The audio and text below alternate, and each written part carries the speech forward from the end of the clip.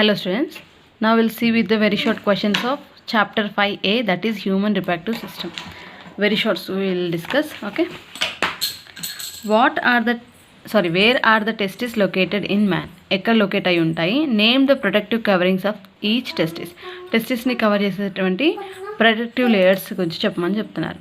So here the testis are generally located outside the abdominal cavity.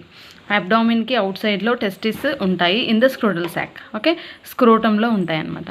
And ఒక్కొక్క testis వచ్చేసి again it is covered by a fibrous layer call tunica albuginea and inner and the outer layer called tunica vaginalis. Okay, so outer tunica albuginea and inner tunica vaginalis, these are the two layers which are covering the testis. So testis ni cover చేసేటువంటి layers అంటే tunica albuginea and tunica vaginalis. Okay, and testis are present outside the abdominal cavity. Okay, so in the scrotum. Fine. Next, name the canals that connect to the cavities of the scrotal sacs and the abdominal cavity. Name the structure that keep the testes in their position. So here scrotal sacs వచ్చేసి they are connected to abdominal cavity by inguinal canals. So inguinal canals ద్వారా scrotal sacs abdominal cavity connect అవుతాయి. And gubernaculum and spermatic cords ఇవి రెండు కూడా టెస్టిస్ని పొజిషన్లో ఉంచడానికి help చేస్తాయి అనమాట. Gubernaculum and spermatic cords are the structures that keep the testis in their position. Correct పొజిషన్లో స్క్రోటల్ సాక్స్లో కూర్చునే విధంగా అవి అటాచ్ అయి ఉంటాయి అనమాట టెస్టిస్కి. Okay, next, what are the functions of Sertoli cells of the seminiferous tubules and Legit cells in the man? So Sertoli cells and Legit cells యొక్క ఫంక్షన్ ఏంటి అని అడుగుతున్నారు. సో Sertoli cells వచ్చేసి they will provide the nourishment for the spermatozoa. అంటే ఈ స్పర్మటోజోవా అంటే ఏంటి? Sperms, developing స్టేజ్లో ఉండేటువంటి స్పర్మ్స్ అనమాట. వీటన్నిటికీ Sertoli cells ఏం చేస్తాయి? న్యూట్రియంట్స్ని అందిస్తాయి. And also secretes a hormone called inhibin, which helps in inhibiting the secretion of follicle stimulating hormone. Okay, so it helps in inhibiting the secretion of follicle stimulating hormone. Next, Legit cells వచ్చేసి these are generally secreting androgens. అంటే టెస్టిస్టెరాన్ అనేటువంటి hormone ఉంటుంది కదా మేల్స్లో, ఆ హార్మోన్ని secrete చేసేటువంటి cells ఏవి? లెజిట్ సెల్స్. సెటోలి సెల్స్ ఏమో నరిష్మెంట్ని అంటే న్యూట్రిషన్స్ని అందజేస్తాయి, పోషక విలువల్ని అందజేస్తాయి అన్నమాట. శుక్రకణాలకి, ఎదుగుతున్నటువంటి శుక్రకణాలకి పోషణను అందజేస్తాయి. లెజిట్ సెల్స్ వచ్చేసి ఒక మేల్ హార్మోన్ని, పురుష హార్మోన్ని విడుదల చేస్తాయి, అదే టెస్టోస్టెరాన్. ఆండ్రోజన్స్ అంటారు కదా మేల్ హార్మోన్స్ని. Okay, next, and also helps in the controlling the development of secondary sexual characters and spermatogenesis. అంటే స్పర్మ్స్ ప్రొడ్యూస్ అవ్వడానికి అలాగే సెకండరీ సెక్షువల్ క్యారెక్టర్స్కి ఈ టెస్టోస్టెరాన్ హార్మోన్ అనేది ఉపయోగపడుతుంది అనమాట. Okay, next, name the copulatory structure of man and what are the 3 columns of tissues in it. So copulatory structure వచ్చేసి penis. Okay, rod like structure is present in the male, that is called penis. It is a copulatory structure. వాటిలో 3 muscular layers ఉంటాయి, tissues. వాటిని upper corpora cavernosa అంటారు. And on the dorsal side 2 ఉంటాయి అన్నమాట, upper side and on the dorsal side. So corpora cavernosa అంటారు. And on corpus spongiosum on the ventral సైడ్కి వచ్చేసి corpora spongiosum and on the dorsal side corpora cavernosa 2 ఉంటాయి అన్నమాట. So అలా మొత్తం 3 ఉండడం జరుగుతుంది. కార్పోరా కవర్నోసా వచ్చేసి 2 layers ఉంటాయి అండ్ కార్పస్ స్పాంజియోసమ్ వచ్చేసి on the ventral side. Okay, so అలా 3 layers ఉండడం జరుగుతుంది. వీటి ద్వారా పెన్నిస్ అనేది it will be useful for copulation. During the copulation that is useful. Okay, next, male copulatory structure అని ఉంటారనమాట. Define spermiation and spermatogenesis. Spermiation. Okay, define spermiogenesis and spermiation. Spermiogenesis, genesis అంటే produce అవ్వడం, అంటే sperms produce అయ్యేటువంటి విధానం. Spermiogenesis is a process in which spermatids are transformed into spermatozoa or sperms. Okay, అంటే spermatids అని first form అవుతాయి కదా, division అయిన తర్వాత 4 స్పర్మాటిడ్స్ ఫామ్ అవుతాయి. ఈ స్పర్మాటిడ్స్ స్పర్మ్స్ కింద కన్వర్ట్ అయ్యేటువంటి ప్రాసెస్ ఉంటుంది కదా, దాన్ని స్పర్మియోజెనిసిస్ అంటారు. అండ్ స్పర్మియేషన్ అంటే ఏంటి? ఈ స్పర్మ్ ఏదైతే రిలీజ్ అవుతుందో ఆ రిలీజ్ అయ్యేటువంటి పద్ధతిని స్పర్మియేషన్ అంటారు. ఎక్కడ నుంచి రిలీజ్ అవుతుంది? సెమినిఫెరస్ ట్యూబ్యూల్స్ నుంచి. Okay, the process in which the sperms are released from seminiferous tubules into Sertoli cells. అంటే సెమినిఫెరస్ ట్యూబ్యూల్స్కి తర్వాత సెర్టోలీ సెల్స్ అని ఉంటాయి. ఆ సెల్స్లోనికి స్పర్మ్స్ విడుదలవుతాయి అనమాట. ఆ విడుదలయ్యేటువంటి పద్ధతిని స్పర్మియేషన్ అంటారు. స్పర్మియోజెనిసిస్ అంటే ఏంటి? స్పర్మాటిడ్స్ స్పర్మ్స్ కింద ట్రాన్స్ఫార్మ్ అయ్యేటువంటి పద్ధతిని స్పర్మియోజెనిసిస్ అంటారు. ఫైన్, ఇది రిలీజ్ అయ్యే పద్ధతి, అది ట్రాన్స్ఫార్మ్ అయ్యే పద్ధతి అనమాట. Next, name the yellow mass of cells accumulated in the empty follicles after ovulation. Name the hormone secreted by it and what is it's function. Okay, so yellow colour mass ఏంటి అని అడుగుతున్నారు. ఒక follicle అంటే ova release అయిన తర్వాత yellow colour mask ఉండిపోతుందని చెప్పాం కదా. So corpus luteum is the yellow mass of cells accumulated in the empty follicle after ovulation. Over release అయిపోయిన తర్వాత మిగిలిపోయిన సెల్స్ ఉంటాయి కదా, నేను స్పర్మ్ ఓవ్యులేషన్ అప్పుడు చెప్పాను మీకు. ఓవర్ రిలీజ్ అయిపోయిన తర్వాత ఒక స్కార్ లాగా ఎల్లో కలర్ మాస్ ఉండిపోతుంది సెల్స్ అనమాట. అవన్నీ కూడా దాన్ని కార్పస్ లూటియం అంటాం. ఇది ఏం చేస్తుంది? ప్రొజెస్ట్రాన్ అనేటువంటి హార్మోన్ని రిలీజ్ చేస్తుంది అనమాట. జనరల్గా ఇది యూటరైన్ ఎండోమెట్రియం లేయర్ని తయారు చేయడానికి ఉపయోగపడుతుంది అనమాట. It maintains the uterine endometrium. Okay, so corpus luteum is helpful for producing the hormone progesterone. Okay, that is the thing. And uterine endometrium అంటే ఏంటి? యూటరైన్ వాల్ థిక్నెస్ చేయడానికి ఈ హార్మోన్ ఉపయోగపడుతుంది అనమాట. అంటే during pregnancy it is also helpful for maintaining the pregnancy. Okay, that is the thing. Define gestation period. What is the duration of gestation period in human beings? Okay, gestation period అంటే ఏంటి? ఎన్ని days పడుతుంది అంటే ఎన్ని weeks, ఎంత period ఏంటి అని అడుగుతున్నాను హ్యూమన్ బీయింగ్స్లో. సో జనరల్గా it is a period during which the intra uterine development of embryo takes place is called gestation period. అంటే ఎంబ్రియో డెవలప్ అయ్యేటువంటి పీరియడ్ ఉంటుంది కదా, దాన్ని గెస్టేషన్ పీరియడ్ అంటారు. జనరల్గా హ్యూమన్ బీయింగ్స్లో 266 డేస్ ఆర్ 38 వీక్స్ ఉంటుందన్నమాట. ఎంత ఉంటుంది? 266 డేస్ ఉంటుంది అండ్ 38 వీక్స్ అంటే 9 months టైం అనమాట. ఫ్రమ్ ఫర్టిలైజేషన్ జరిగినప్పటి నుంచి అండ్ మెన్స్ట్రల్ సైకిల్ ఎక్కడ ఆగిపోతుంది అనమాట. Begins from the beginning of the last menstrual cycle. Okay, menstrual cycle ఆగిపోతుంది కదా, సో అక్కడ నుంచి మళ్ళీ బేబీ డెలివరీ అయ్యేంత వరకు ఆ టైం వచ్చేసి 266 days or some times 38 weeks or 40 weeks. Fine, fertilization జరిగినప్పటి నుంచి 40 వీక్స్ వరకు ఉంటుందన్నమాట ఆ time period. Next, what is implantation with reference to embryo. Implantation అంటే ఏంటి? అంటే ఎంబ్రియో జనరల్గా యూటరస్ వాల్కి అత్తుకుంటుందన్నమాట. ఓకే, ఫర్టిలైజేషన్ తర్వాత ఎంబ్రియో యూటరైన్ ఎండోమెట్రియంకి అతుకునేటువంటి ప్రాసెస్ని ఇంప్లాంటేషన్ అంటారు. The intimate association between the embryo and the uterine endometrium. So uterus wall ఉంటుంది కదా, ఆ వాల్కి ఎంబ్రియో అనేది అటాచ్ అవుతుంది అనమాట. సో ఆ ప్రాసెస్ని ఇంప్లాంటేషన్ అంటారు. And it occurs early in the human pregnancy, that is after 6th day of fertilisation అయిన తర్వాత 6th day ఉంటుంది కదా, అక్కడ 6th day నుంచి స్టార్ట్ అయిపోతుంది అనమాట implantation. The blastocyst of the human embryo attaches to the uterus. So ఏ స్టేజ్లో అటాచ్ అవుతుంది? బ్లాస్టోసిస్ట్ స్టేజ్లో ఎంబ్రియో యూటరస్ వాల్కి అటాచ్ అవుతుంది అనమాట. సో ఆ ప్రాసెస్ని ఇంప్లాంటేషన్ అంటారు. So distinguish between epiblast and hypoblast. Hypoblast and ఎపిబ్లాస్ట్కి మధ్యలో డిఫరెన్స్ ఏంటి అని అడుగుతున్నా. So hypoblast is a primitive endoderm made of cuboid cells. It is a primitive ectoderm made of columnar cells. So ఇది ectoderm నుంచి ఏర్పడుతుంది ఎపిబ్లాస్ట్, హైపోబ్లాస్ట్ endoderm నుంచి ఏర్పడుతుంది. సో జెమ్ లేయర్స్ 3 ఉంటాయి కదా, endoderm, ectoderm and mesoderm. So ఇది ఇన్నర్ మోస్ట్ లేయర్, ఎక్టోడర్మ్ అంటే outer most layer. So ectoderm నుంచి ఏర్పడేటువంటి లేయర్ ఎపిబ్లాస్ట్, కాలమ్నార్ సెల్స్ని కలిగి ఉంటుంది, కాలమ్ లైక్ సెల్స్ ఉంటాయి. అండ్ ఎండోడర్మ్ నుంచి ఏర్పడేటువంటి టిష్యూని హైపోబ్లాస్ట్ అంటారు, క్యూబాయిడ్ సెల్స్ని కలిగి ఉంటుందన్నమాట. It is found by delamination of cells from the lower part of the embryonic disc.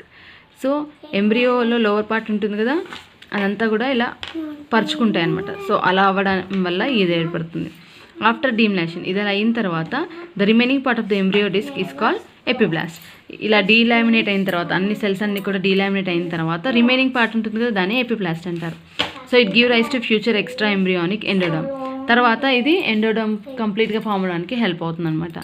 And epiblast it give rise to 3 primary germ layers. So ectoderm endoderm మళ్ళీ వీటి నుంచి ఏర్పడడం జరుగుతుంది. Okay, that is the thing. Right 2 major functions each of the testis and ovaries. Testis and ఓవరీకి functions రాయమని అడుగుతున్నారు. Testis ఏంటి? Male reproductive organs. ఏం ప్రొడ్యూస్ చేస్తాయి? స్పర్మ్స్. ఓవరీస్ ఓవా రిలీజ్ చేస్తాయి, ఫీమేల్ గ్యామెట్. ఇది male gamete. So male testis వచ్చేసి male sex hormones like testosterone is produced by the లెజెడ్ cells of testis. And female ovaries నుంచి female hormone release అవుతుంది, అది estrogen and progesterone. అంతే. ఇక్కడ testosterone ఫీమేల్స్లో ఈస్ట్రోజన్, ప్రొజెస్ట్రాన్. మేల్స్లో టెస్టోస్టెరాన్ మేల్ హార్మోన్. స్పర్మ్స్ మేల్స్లో ప్రొడ్యూస్ అవుతాయి టెస్టిస్ నుంచి, అండ్ ఓవరీస్ నుంచి ఓవా రిలీజ్ అవుతుంది ఫీమేల్స్లో. Draw the labelled diagram of a sperm. చాలా ఇంపార్టెంట్ 2 మార్క్స్కి. ఓకే, ఎక్రోజోమ్ ఉంటుంది, ఇదంతా కూడా హెడ్కి టాప్లో ఎక్రోజోమ్ లేయర్ ఉంటుంది. ఇక్కడ ఎంజైమ్స్ ఉంటాయన్నమాట. ఈ ఎంజైమ్స్ ఎప్పుడైతే ఓవా దగ్గరికి వెళ్తాయో, ఓవా దగ్గరికి వెళ్ళంగానే ఈ ఎంజైమ్స్ హోల్ని క్రియేట్ చేస్తాయి. అప్పుడు ఈ లోపల ఉన్నటువంటి ఈ జెనెటిక్ మెటీరియల్ ఉంటుంది కదా, న్యూక్లియస్, అదంతా కూడా ఓవాలోనికి వెళ్తుంది అనమాట. నెక్స్ట్ మిడిల్ పీస్లో మైటోకాండ్రియా ఉంటాయి. And finally tail part is present. Okay, this is a small short neck is present here. Okay, that is the thing. Just diagram నేర్చుకోండి. Very important question. All the questions are very important. All the chapters. Okay, 2 marks అన్ని questions చదవండి అన్ని చాప్టర్స్లోంచి. What are the major components of seminal fluid? Seminal fluid యొక్క major components ఏంటి అని అడుగుతున్నారు. So seminal ఫ్లూయిడ్లో ఏమేమి ఉంటాయి? స్పర్మ్స్ ఉంటాయి, అంటే మేల్ రిప్రొడక్టివ్ సిస్టమ్కి అసోసియేట్ అయినటువంటి గ్లాండ్స్లో నుంచి సెక్రెషన్స్ ఉంటాయి, అవన్నీ ఉంటాయి. అంటే seminal vesicles, prostate glands, epididymis and bulbourethral glands నుంచి వచ్చేటువంటి సెక్రెషన్స్ అన్నీ ఉంటాయి. ఇవన్నీ గ్లాండ్స్ అనమాట, మేల్ రిప్రొడక్టివ్ సిస్టమ్కి అసోసియేట్ అయి ఉంటాయి. ఈ గ్లాండ్స్ అన్నిటి నుంచి రిలీజ్ అయినటువంటి సెక్రెషన్స్ ప్లస్ స్పర్మ్స్ ఇవన్నీ ఉంటాయి. So it is alkaline basic అనమాట. And viscous fluid, it contains fructose, proteins, citric acid, inorganic phosphates, potassium and prostaglandins ఇవన్నీ ఉంటాయన్నమాట. Fructose, proteins, citric acid, inorganic phosphorus, potassium, prostaglandins ఇవన్నీ కూడా ఉంటాయన్నమాట. Okay, so it is alkaline and viscous fluid. Seminal fluid అంటే స్పర్మ్స్తో release అయ్యేటువంటి fluid ఉంటుంది కదా, అందులో స్పర్మ్స్ ఉంటాయి and all this are present. Next, what is menstrual cycle? Which hormone regulates the menstrual cycle? So every month ఫీమేల్స్లో menstrual cycle అనేది release, అంటే ఓవర్ రిలీజ్ అయ్యేటువంటి ఆ సైకిల్ ఉంటుంది కదా, దాన్ని మెన్స్ట్రల్ సైకిల్ అంటారనమాట. It's a cyclical changes which takes place in the endometrium every month. Uterus ఉంటుంది కదా, యూటరస్ వాల్లో ఎండోమెట్రియల్ లైనింగ్ ఉంటుంది. సో ఆ ఎండోమెట్రియల్ లైనింగ్ అనేది థిక్ అవుతుంది, థిన్ అవుతుంది. సో అది సర్క్యులర్గా జరుగుతూ ఉంటుందన్నమాట. సో ఆ సైక్లికల్ చేంజెస్ని మెన్స్ట్రల్ సైకిల్ అంటారు. 1 ovum is released in the middle of each cycle and endometrium of the uterus develops and breaks down every month. Okay, so ఒక్కొక్క ova every month release అవుతుంది. Endometrial layer ఉంటుంది కదా, అది develop అవుతుంది, break అవుతుంది, develop అవుతుంది, break అవుతుంది అనమాట. అందుకనే బ్లీడింగ్ అవుతుంది. So hormones like luteinising hormone, follicle stimulating hormone, oestrogen, progesterone ఇవన్నీ కూడా మెన్స్ట్రల్ సైకిల్ని రెగ్యులేట్ చేస్తాయి. అందుకని హార్మోనల్ ఇంబ్యాలెన్స్ వల్లనే మెన్స్ట్రల్ సైకిల్లో చేంజెస్ జరుగుతూ ఉంటాయి అన్నమాట.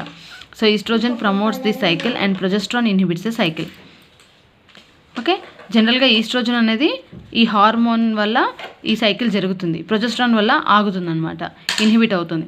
ఓకే, అంటే ప్రెగ్నెన్సీ వచ్చిన తర్వాత అందుకే మెన్స్ట్రల్ సైకిల్ అనేది రాదు, ఎవ్రీ మంత్ ఓవా అనేది రిలీజ్ అవ్వదు అనమాట. ఎందుకంటే ఈ ప్రొజెస్ట్రాన్ హార్మోన్ వల్లనే ఇది ఇన్హిబిట్ చేస్తుంది అనమాట. ఓకే, ఈస్ట్రోజన్ వచ్చేసి ఇది ప్రమోట్ చేస్తుంది, అంటే ఎవ్రీ మంత్ ఇది జరిగేటట్టుగా చేస్తుంది అనమాట. Okay, that is the thing. What is parturition? Which hormones are involve in the inducing parturition? అంటే బేబీ డెలివరీ అయ్యేటువంటి ప్రాసెస్ ఉంటుంది కదా, దాన్ని పార్చురేషన్ అంటారు. The process of delivering of foetus beginning from the labour the rhythmic uterine contraction that pushes the foetus along with the placenta to outside of the body is called parturition. ప్లాసెంటాతో మొత్తం కలిపి బేబీని బయటికి push చేసేటువంటి process ఉంటుంది కదా, అంటే delivery process అనమాట. సో ఆ ప్రాసెస్ని పార్చురేషన్ అంటారు. సో ఆక్సిటోసిన్ అనేటువంటి హార్మోన్ ద్వారా ఈ పార్చురేషన్ డెలివరీ అనేది ఈజీ అవుతుందన్నమాట. So oxytocin is the hormone responsible for inducing the parturition. So delivery అనేది ఎలా అవుతుంది, ఈ ఆక్సిటోసిన్ అనేటువంటి హార్మోన్ ద్వారా జరుగుతుందన్నమాట. ఈ హార్మోన్ ఇండ్యూస్ అవ్వగానే ఏమవుతుంది, పెయిన్స్ రావడం స్టార్ట్ అవుతాయి అండ్ మెల్లిగా పెల్విక్ గ్రిడిల్ వచ్చేసి లూజ్ అవుతుందన్నమాట. సో అప్పుడు బేబీ బయటికి రిలీజ్ అవుతుంది. So that process is called ప్లాసెంటాతో బయటికి పుష్ చేయబడుతుంది. That process is called parturition. How many eggs do you think were released by the ovary of a female dog which gives birth to 6 puppies? So జనరల్గా అంటే 6 puppies వచ్చాయి కదా. So అంటే ఏంటి, ovary నుంచి ఎన్ని ఓవర్ రిలీజ్ అయినట్టు 6 ovary release అయ్యాయి, అవన్నీ ఫర్టిలైజ్ అయ్యాయి. చూడండి, the dog has produced a single ovary but the single ovary might have been fertilised by different sperms. After fertilization, the zygote nucleus is divided and forms 6 equal or unequal zygotes. Thus, the dog gave birth to 6 puppies. అంటే అక్కడ చూడండి, how many eggs do you think were released. So ఒక్కొక్క దాంట్లో అంటే babies form అవ్వడంలో different things ఉంటాయి. అంటే ఓవాస్ డిఫరెంట్గా రిలీజ్ అవ్వచ్చు, లేదా ఓవరీస్ సో ఇక్కడ ఏమవుతుందంటే, సో వన్స్ ఎప్పుడైతే ఓవర్ రిలీజ్ అవుతుందో, ఓవర్ రిలీజ్ అయిన తర్వాత స్పర్మ్తో ఫర్టిలైజ్ అయిన తర్వాత ఆ జైగోట్ ఫామ్ అవుతుంది. ఆ జైగోట్ అనేది డివైడ్ అవుతుంది అనమాట. డివైడ్ అవ్వడం ద్వారా అది ఎన్ని డివిజన్స్ జరిగితే అన్ని బేబీస్ ఫామ్ అయ్యే ఛాన్సెస్ ఉంటాయి అనమాట. ఒకవేళ ఈక్వల్గా డివైడ్ అవుతే, ఈక్వల్ అంటే 6గా డివైడ్ అయింది అనుకో, ఈక్వల్ అంటే 6 3 టైమ్స్ డివైడ్ అయితే 6 బేబీస్ వస్తాయి. అన్ఈక్వల్గా డివైడ్ అయితే 5 8 7 అలా రావచ్చు. ఈక్వల్గా డివైడ్ అయితే ఈవెన్ నెంబర్ వస్తుంది, అన్ఈక్వల్గా డివైడ్ అయితే ఆడ్ నెంబర్ వస్తుంది అనమాట. Thus the baby dog gave birth to 6 puppies అనమాట. అంటే ఈ జైగోట్ డివైడ్ అవ్వడం ద్వారా అలా వచ్చాయి, అంతేకాని ఓవరీస్ ఎన్నో ఉన్నట్టు కాదు, ఓవా ఎంతో రిలీజ్ అయినట్టు కాదు. Okay, and what is neurulation? Neurulation అంటే ఏంటి అంటే, న్యూరల్ ట్యూబ్ అంటే నర్వస్ సిస్టంలో న్యూరల్ ట్యూబ్ అని ఉంటుందన్నమాట. Forms neural plate in the embryo, అంటే నర్వస్ సిస్టమ్ ఏర్పడేటువంటి విధానం అనమాట. So the neural tube from the neural plate is from the neural plate is the formation of the neural tube from the neural tube plate is in embryo is called neurulation. అంటే nervous system ఏర్పడేటువంటి విధానం అనమాట న్యూరిలేషన్ అంటే. the formation of nerve tube or neural tube from the nerve plate is called neurulation. what is capacitation of sperms? capacitation of sperms అంటే ఏమిటి అంటే, the physiological changes which the sperms undergoes to penetrate and fertilize the ovum are call capacitation of sperm. అంటే sperm ఏం చేస్తుంది, నేను చెప్పాను కదా sperm ఇలా ఉంటుందని, అంటే ఓవాలోనికి వెళ్ళాలి, ఈ న్యూక్లియస్ని ఓవాలోకి ఇంట్రడ్యూస్ చేయాలి. ఇది హ్యాప్లాయిడ్ ఉంటుంది, ఓవా కూడా హ్యాప్లాయిడ్, అంటే female gamete and male gamete, ఇది మేల్ గ్యామెట్. సో ఈ స్పర్మ్ ఏం చేస్తుంది, ఫీమేల్ గ్యామెట్లోనికి వెళ్ళాలి. సో ఇక్కడ ఏంటి, ఈ ఎంజైమ్స్ ఉంటాయని చెప్పాను కదా, ఇది లోపలికి చొచ్చుకొని వెళ్ళాలి. సో ఈ ఎంజైమ్స్ ద్వారా డిజాల్వ్ అవుతుంది అనమాట ఓవా. సో ఆ చేంజెస్ అనమాట, ఫిజియోలాజికల్ చేంజెస్ ఏవైతే స్పర్మ్స్లో జరుగుతాయో, అంటే అవి ఓవా లోపలికి వెళ్ళి ఫర్టిలైజ్ అయ్యేటువంటి ప్రాసెస్ ఉంటుంది కదా, దాన్ని కెపాసిటేషన్ ఆఫ్ స్పర్మ్స్ అంటారనమాట.